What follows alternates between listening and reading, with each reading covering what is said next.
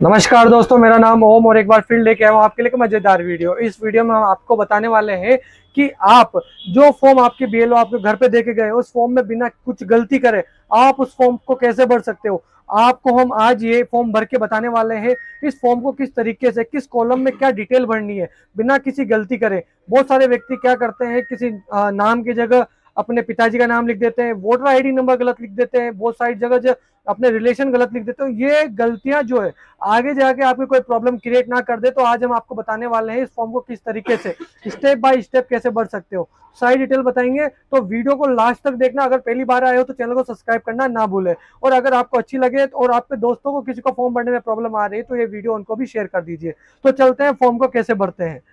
तो चलते हैं फॉर्म की तरफ। तो डिटेल सबसे पहले तो मैं बता दूं आपको कि जो ऊपर हेडिंग है यहाँ पर आपका एक साइड एक फोटो चिपकाना है उस व्यक्ति का जिसका ये फॉर्म है, यहाँ फोटो चिपका देना है।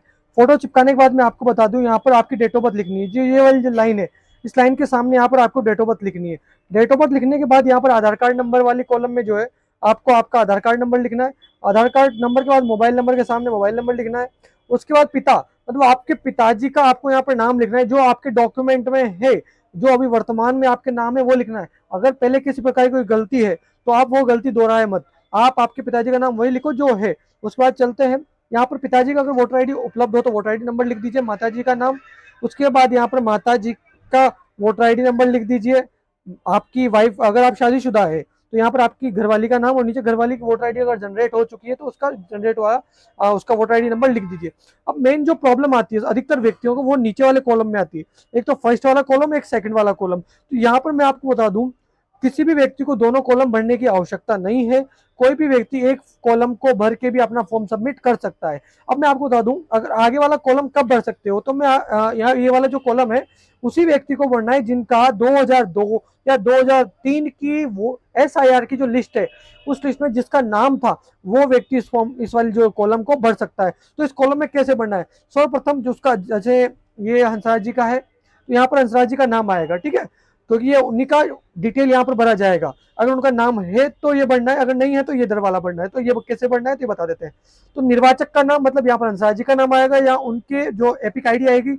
रिश्तेदार का नाम, यहाँ बहुत सारी रिश्तेदारी में प्रॉब्लम कर देते हैं।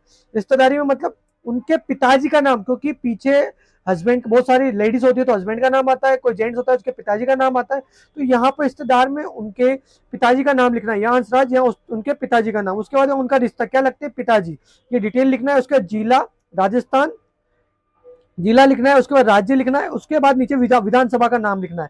ठीक है, ये लिखने के बाद एक प्रॉब्लम सबसे ज्यादा ये आती है कि विधानसभा निर्वाचन क्षेत्र संख्या, भाग संख्या और क्रम संख्या। अब ये क्या लिखे, ये चीज क्या लिखे। तो आपको देखो इसके साथ एक फॉर्म निकलवाना होता है। आपकी 2002 की लिस्ट का जो है फॉर्म निकलवाना पड़ता है। तो मैं आपको सर्वप्रथम बता दूं कि विधानसभा निर्वाचन क्षेत्र संख्या में क्या आएगा। तो आपको ये जो डिटेल है विधानसभा क्षेत्र की संख्या एवं 116 खानपुर लिखा हो तो 116वां जो नंबर है ये जो लिखा हुआ है ये नंबर आपको यहाँ पर पेस्ट करना है।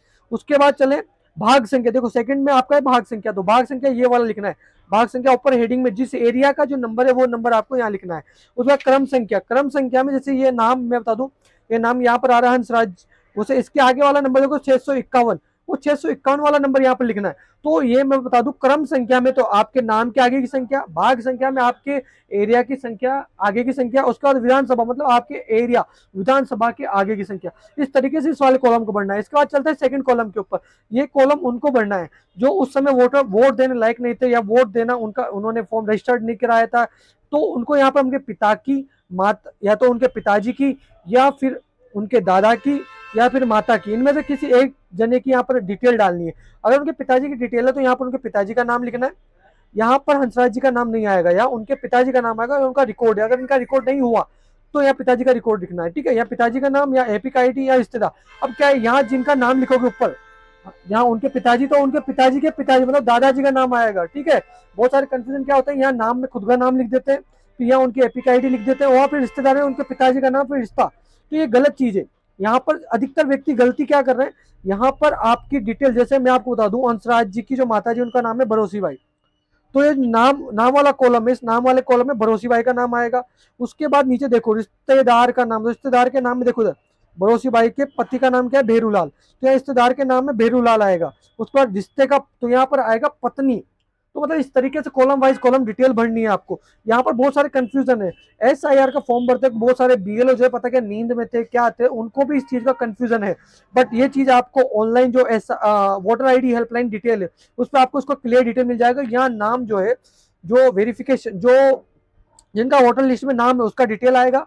उसके बाद नीचे उनका एपिक ID हो तो लिखना है, नहीं तो नहीं लिखना। रिश्तेदार का नाम, रिश्ता क्या रिलेशन लगता है, उसका जिला, राज्य और उसका विधानसभा का नाम, जो सेम मैंने डिटेल इस वाले कॉलम में बताई थी वही कॉलम की डिटेल इधर आने वाली है।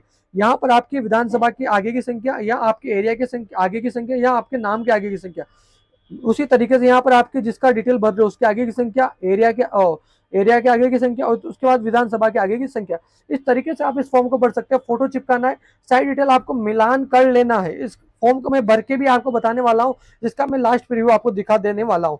यहाँ पर आपको आपका साइन करना है, साइन करके इस फॉर्म को और आपकी जो एरिया की 2002 की जो वोटर आई लिस्ट है जिसमें आपका नाम, उसके जेरोक्स प्लस आपको आपके आधार कार्ड की जेरोक्स के साथ इसको लगा देना है। लगा के ये आपको BLO को सबमिट करा देनी है, और ये सबमिट कराने के बाद वो इसको ऑनलाइन चढ़ा देगा, और आपका भी SIR 2026 का जो रजिस्ट्रेशन है उसमें आपका नामांकन हो जाएगा। धन्यवाद।